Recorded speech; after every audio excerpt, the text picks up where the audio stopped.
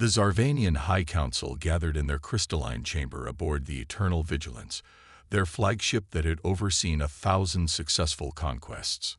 Supreme Commander Vexthor stood before the assembled council members, his iridescent scales reflecting the soft blue light of the quantum displays surrounding them. Behind him, a holographic representation of Earth rotated slowly, its blue oceans and white clouds masking what the Zarvanians believed to be a primitive civilization. Honorable Council. Vexthor's voice resonated through the chamber. Our long-range probes have completed their survey of the third planet in this unremarkable solar system. The species that dominates this world calls themselves humans. They are, by all appearances, precisely what we seek. A resource-rich world with a population that cannot hope to resist our technological superiority. The council members' multiple eyes blinked in sequence, a sign of satisfaction among their kind. Councillor Mirazin, the eldest among them, leaned forward on her gravity throne. Show us their level of advancement, Supreme Commander. Vexthor gestured with one of his 4 arms, and the hologram shifted to display various scenes from Earth. They still burn fossil fuels for energy. Their vehicles rarely leave their atmosphere. Their weapon systems rely on primitive chemical explosives and crude nuclear devices. Their most advanced AI systems can barely manage simple pattern recognition. The chamber filled with the harmonic humming that served as Zarvanian laughter. They still use silicon-based computing, asked another counselor, his scales rippling with amusement. Indeed, Vexthor confirmed, allowing himself a moment of superiority. They haven't even discovered basic quantum computing principles. Their most powerful military vessels float on water, and their space stations require constant resupply from the surface. The Supreme Commander moved through more images, Earth's cities, its militaries, its space programs. To the Zarvanians, it all seemed hopelessly primitive. Their civilization had moved beyond such technologies millennia ago. What of their political structure? Mirazin inquired, her ancestral markings glowing with interest. Divided, Vexthor replied with satisfaction. Hundreds of separate nations, constantly arguing over resources and borders. They spend more energy on entertainment and sports than on advancing their civilization. It's remarkable they've survived this long without destroying themselves. The council chamber hummed with approval. They had seen this pattern countless times before. Young civilizations, ripe for conquest, their resources and population ready to serve the greater glory of the Zarvanian Imperium. In orbit high above their homeworld, the Zarvanian invasion fleet assembled. 5,000 ships, each carrying enough firepower to level a continent. Their quantum drives could cross the galaxy in weeks, their shields could withstand the direct impact of a small asteroid, and their weapons could reshape the geography of entire planets. The invasion fleet will depart within 1 stellar cycle, Vexthor announced. We expect minimal resistance.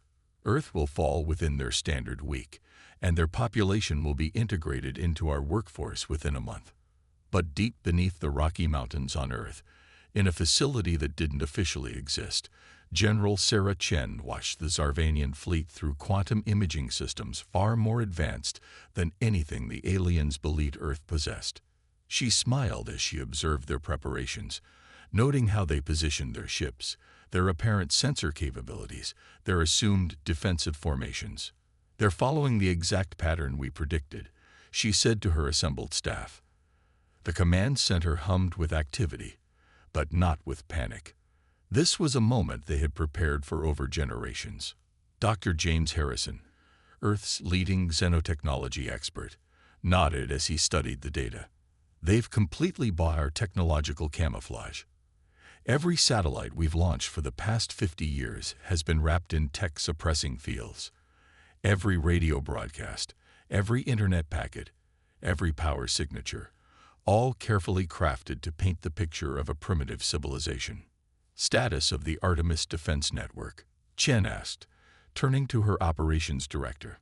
All systems green, General. Quantum shields are charged but dormant. The Phantom Fleet is in position, cloaked behind dimensional shadows. Consciousness-transferred drone swarms are ready for deployment. The gravity lance platforms on Mars and Europa are powered up. Chen allowed herself a moment of satisfaction. For over a century, humanity had hidden its true nature from the galaxy. They had detected the Zarvanian Imperium long ago and recognized the threat they posed. Instead of announcing themselves to the galaxy, they had chosen patience, presenting themselves as an easy target, while building defenses that would turn their would-be conquerors' technologies against them. "Begin Operation Hubris," Chen commanded. "Maintain our technological masquerade. Let them come close enough to believe victory is certain. Then we'll show them why Earth has remained independent all these years." As the Zarvanian fleet prepared for what they thought would be an easy conquest, humanity waited patiently.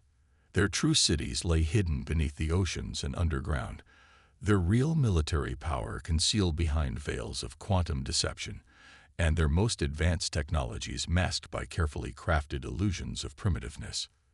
The invasion was coming, but not as the Zarvanians imagined. They thought they were the hunters, but they were about to become the prey.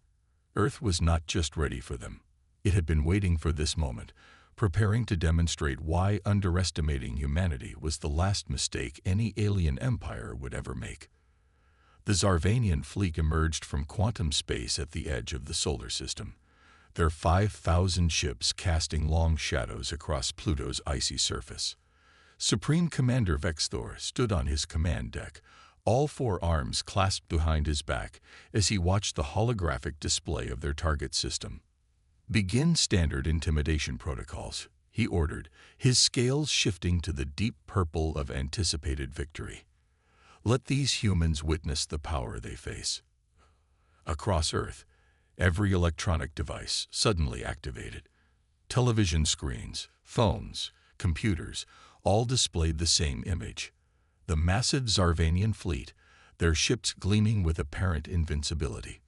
Vexthor's voice boomed across every speaker and radio frequency. "People of Earth, witness the might of the Zarvanian Imperium. Your primitive civilization now stands before true power. Surrender, and you will serve as productive members of our glorious empire. Resist, and we will reduce your cities to ash." In their hidden command center, General Chen watched the broadcast with her staff. "Right on schedule," she murmured. "They're following the same psychological warfare tactics they've used on 100 other worlds." "Should we respond, General?" her communications officer asked. Chen shook her head. "Let them think their transmission has stunned us into silence. The longer they believe in our weakness, the more effective our counterstrike will be." The Zarvanian fleet moved with precision through the solar system, their sensors probing ahead for any sign of resistance. They found exactly what they expected: primitive satellites, basic space stations, and rudimentary defense systems. "Supreme Commander," his chief scientist reported, "we detect no defensive capabilities beyond their atmosphere. Their most powerful weapons appear to be nuclear missiles with chemical propulsion." Vexthor's scales rippled with amusement. "Deploy the first wave. Standard Conquest formation. Power weapons to minimum settings. We don't want to damage the infrastructure we'll soon control." 1,000 ships broke formation, advancing toward Earth in a display of overwhelming force. As they passed Mars, their sensors detected nothing unusual about the red planet. The quantum-masked gravity lances remained invisible, their power signatures perfectly concealed behind technological veils centuries ahead of Zarvanian detection capabilities. In the Rocky Mountain facility, Dr. Harrison monitored the approaching fleet.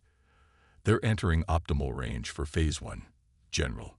Chen nodded to her staff. "Initiate consciousness transfer to the drone swarms. Remember, we want them to see exactly what we're capable of. This isn't just about defending Earth. It's about sending a message to any other empire that might consider us an easy target." Deep within asteroid bases throughout the solar system, millions of quantum-linked drones activated. Each one contained a temporarily transferred human consciousness, providing them with creativity and adaptability that no eye could match. They remained perfectly hidden, cloaked by technology that bent light and reality around them.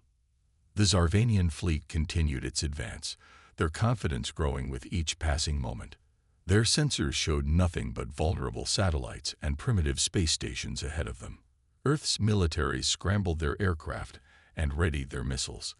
Exactly the response the Zarvanians expected from a primitive civilization facing its doom. "They're launching nuclear missiles," Vex Thor's tactical officer reported with disdain. "Primitive fission devices with yields measuring in mere megatons. Let them witness the futility of their weapons," Vex Thor commanded. "Raise shields but take no evasive action. Let them see their mightiest weapons splash harmlessly against our defenses." The missiles approached the Zarvanian fleet, their chemical engines burning bright against the black of space. The aliens watched with amusement as the weapons closed in. But in the final moments before impact, something changed. The missiles suddenly shifted, their outer casings falling away to reveal something entirely different beneath. "Supreme Commander," his science officer cried out in alarm. "These aren't nuclear weapons. They're quantum state disruptors disguised as primitive missiles." Before Vex Thor could respond, the devices detonated. But instead of nuclear explosions, they created fields of twisted spacetime that played havoc with Zarvanian shield harmonics. Across his fleet, defensive screens flickered and failed as their quantum matrices collapsed. "Impossible," Vex Thor roared. "These humans couldn't possibly possess this level of technology." In the Rocky Mountain Command Center, General Chen allowed herself a small smile. "Deploy the drone swarms," she ordered. "Show them what humanity can really do." Suddenly, space itself seemed to ripple around the Zarvanian fleet. Where there was nothing before, millions of small craft appeared, each one moving with impossible precision. They weren't controlled by AI or simple pilots. They were guided by transferred human consciousness, combining human creativity with quantum computing power. As the drones engaged the alien fleet, Vex Thor watched in horror as his mighty armada found itself fighting an enemy that had completely deceived them about their true capabilities. The hunter had become the hunted, and the real battle for Earth was about to begin. As chaos erupted across the Zarvanian fleet, Supreme Commander Vex Thor struggled to comprehend the situation unfolding before him. The supposedly primitive humans weren't just fighting back. They were systematically dismantling his forces with technology that shouldn't exist. "Full combat deployment," he roared, his scales now pulsing with the red hue of battle rage. "Launch all fighters. Show these deceptive humans the true might of the Imperium." Thousands of Zarvanian fighters poured from their carrier ships, their quantum drives flaring as they engaged the human drone swarm. But the drones moved in ways that defied conventional physics, their human consciousness pilots adapting instantly to every Zarvanian tactic. In the Rocky Mountain Command Center, Dr. Harrison monitored the consciousness transfer networks. "Drone pilots performing beyond expectations, General. The Zarvanians can't predict our movements because we're not running on algorithms. We're fighting with human intuition enhanced by quantum computing." "Excellent," General Chen responded, studying the tactical displays. "Begin Phase 2. Let's show them what else we've been hiding." Throughout the solar system, massive structures began to emerge from dimensional shadows. Mars shimmered as 100-mile-long gravity lance platforms appeared on its surface. The moon's dark side revealed city-sized defense installations. Even the asteroid belt came alive as hidden bases activated. On the Eternal Vigilance, Vex Thor's senior officers watched in disbelief as their sensors revealed the true scale of Earth's defenses. "Supreme Commander," his science officer whispered, "these installations, they're centuries beyond our technology.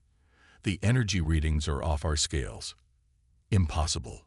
Vex Thor slammed all four fists onto his command console.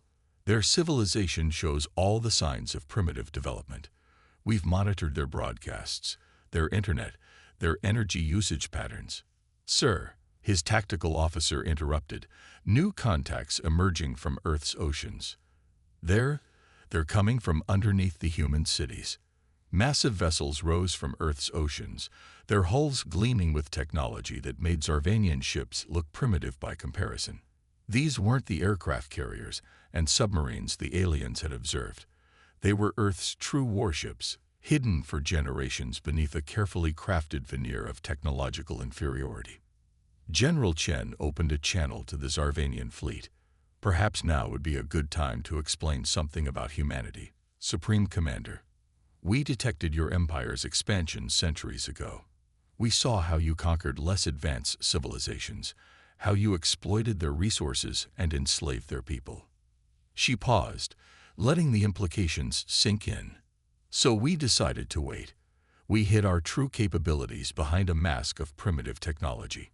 Every satellite you saw, every broadcast you intercepted, every sign of our apparent technological level, it was all a carefully crafted deception. The human vessels now surrounding the Zarvanian fleet didn't use conventional weapons. They projected fields of altered space-time that turned the aliens' own technology against them. Quantum drives failed as the underlying physics they relied on were locally rewritten. Shield generators overloaded as they tried to defend against weapons that attacked through dimensions their systems couldn't detect. Begin the cleaning operation, Chen ordered. Across the solar system, gravity lance platforms powered up. These weren't simple weapons.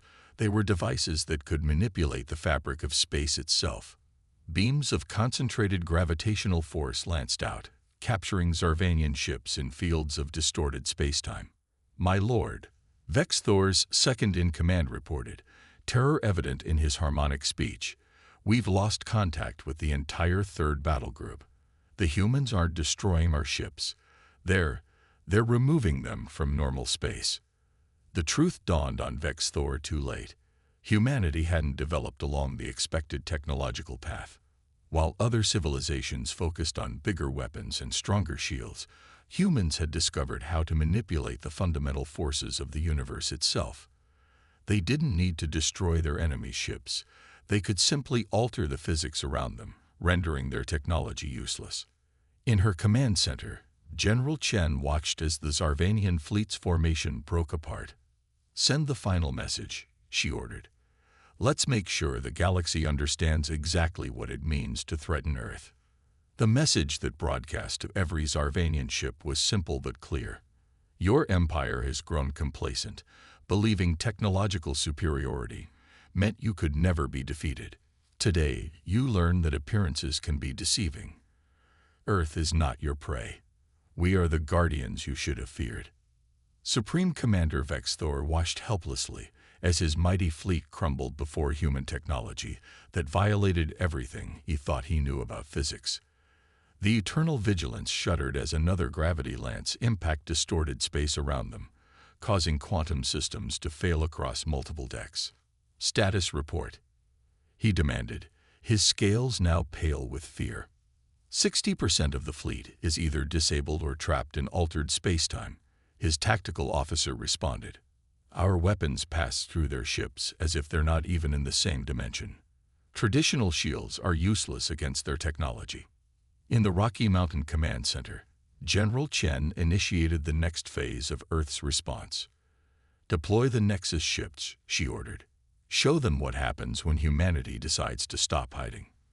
From the dark side of Jupiter's moons, 12 massive vessels emerged. Unlike the utilitarian design of most human ships, these were beautiful in their complexity, crystalline structures that seemed to exist in multiple dimensions simultaneously.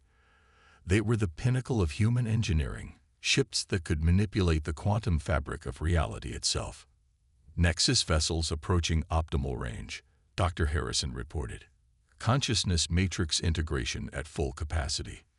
These ships weren't controlled by traditional crews. Instead, thousands of human minds worked in perfect quantum synchronization, their combined consciousness becoming one with their vessels. They didn't just pilot these ships. They became them, their thoughts translating instantly into actions that defied conventional physics.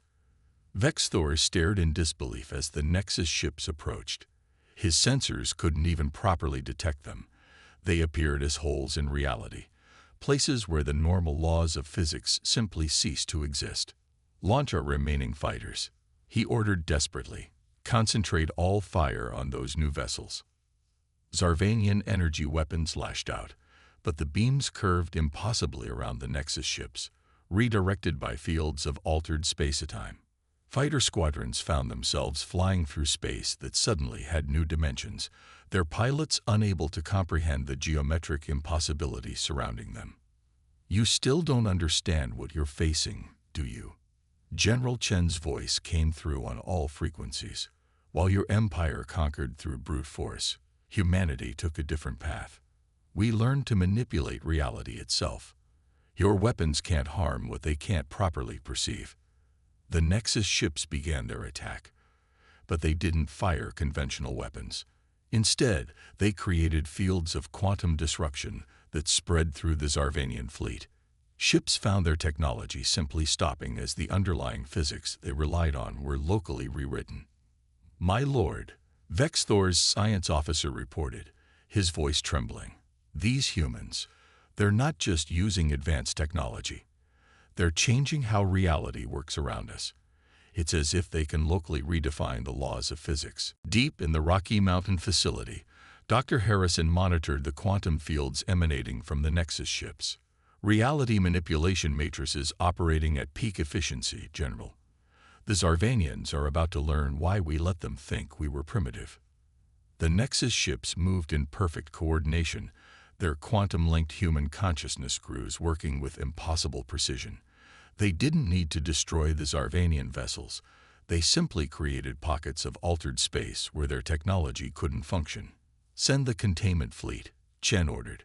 From Earth's orbital shadow, hundreds of smaller vessels emerged. These ships were designed not to destroy but to capture, using controlled fields of distorted space-time to completely immobilize enemy vessels. Vexthor watched in horror as his remaining ships were systematically trapped in bubbles of altered reality. Inside these fields, their most advanced technology was reduced to useless metal. The mighty Zarvanian fleet, which had conquered 1,000 worlds, was being defeated not by superior firepower, but by an enemy that could simply change how physics worked around them. "The last free ships are attempting to retreat," Dr. Harrison reported. "Their quantum drives are spooling up for faster-than-light travel." General Chen smiled. "Let them run. But first, give them a demonstration of what happens if they ever return." The Nexus ships moved into a geometric pattern around the eternal vigilance. Reality itself seemed to bend as they combined their quantum fields. For a moment, Vexthor's flagship existed in a space where conventional physics had no meaning. When the field collapsed, his mighty vessel was reduced to its component atoms, scattered across a volume of space that suddenly had more dimensions than his sensors could detect. "Send the survivors home," Chen commanded. "Let them tell their empire what they found here. Let them explain how their mighty fleet was defeated not by brute force, but by a civilization that had transcended their understanding of reality itself." The surviving Zarvanian ships limped back toward their empire's space, their quantum drives barely functioning after exposure to human reality-altering technology. Behind them, the solar system had changed forever. The careful illusion of Earth's primitive nature had been shattered, revealing a civilization far more advanced than anything the galaxy had imagined. In the Zarvanian Imperial Palace, the High Council gathered in emergency session. The few sensor recordings that survived showed technology that seemed impossible. Ships that could alter the laws of physics, weapons that didn't destroy but simply rewrote reality, and defenses that had remained completely hidden until the moment of revelation. "The humans," one council member whispered, their scales shifting to the gray of deep fear. "They're not just more advanced than us. They're something else entirely." Throughout the galaxy, the news spread rapidly. The mighty Zarvanian Empire, which had seemed invincible for millennia, had been thoroughly defeated by a civilization they had dismissed as primitive. But more shocking than the defeat was the revelation of how humanity had hidden its true nature for so long. Back on Earth, General Chen stood before the United Earth Council in their true chamber, hidden beneath the Atlantic Ocean. The vast hall, with its quantum architecture and reality-bending geometry, reflected humanity's actual technological level. "The deception is over," she announced to the assembled leaders. "For centuries, we maintained the illusion of technological inferiority. We watched as the Zarvanians and other empires conquered less advanced worlds, and we prepared. Now we must decide what role humanity will play in galactic affairs. Dr. Harrison presented the analytical data from the battle. Our technology worked exactly as designed. The quantum consciousness transfer systems, reality manipulation fields, and dimensional masking all performed beyond expectations. The galaxy now knows that we exist, and more importantly, that we are not to be trifled with. But it wasn't just military power that humanity had hidden. As the masquerade fell away, Earth revealed its true face to the galaxy. Cities that existed in multiple dimensional phases became visible. Transportation systems that bent space and time rather than crossing distance emerged from hiding. The civilization that had pretended to barely reach its moon now showed that it had colonized entire dimensions. We're receiving transmissions from across the galaxy, the communications director reported, not just from the Zarvanian Empire, but from dozens of other civilizations. Some are offering alliances, others are simply trying to understand what we are. General Chen smiled. Send them our response. Humanity has watched the galaxy long enough. We've seen empires rise and fall, seen civilizations destroy each other over resources and power. We chose to hide not out of fear, but because we were waiting for the right moment to emerge. The message that Earth broadcast to the galaxy was clear. The age of conquest was over. Humanity would no longer stand by and watch as stronger civilizations preyed upon the weak. Their technology, the ability to manipulate reality itself, would now serve as a deterrent against any empire that thought military might give them the right to dominate others. In the weeks that followed, the galaxy's political landscape transformed. The Zarvanian Empire, faced with the reality of human technological superiority, began to fracture. Other empires, seeing what had happened to the Zarvanians, started to reconsider their expansionist policies. But humanity had no interest in becoming another conquering empire. Instead, they began sharing some of their less reality-bending technologies with peaceful civilizations. They established quantum communication networks that allowed instant communication across the galaxy. They helped develop clean energy systems that ended resource conflicts. We hid our true nature not because we were weak, General Chen explained to a gathering of galactic representatives, but because we wanted to understand who our neighbors truly were.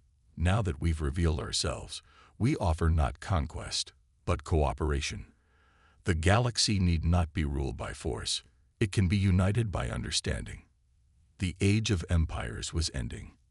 In its place, a new order was emerging, one where humanity's mastery over reality itself served not as a weapon of conquest, but as a shield protecting young civilizations as they developed.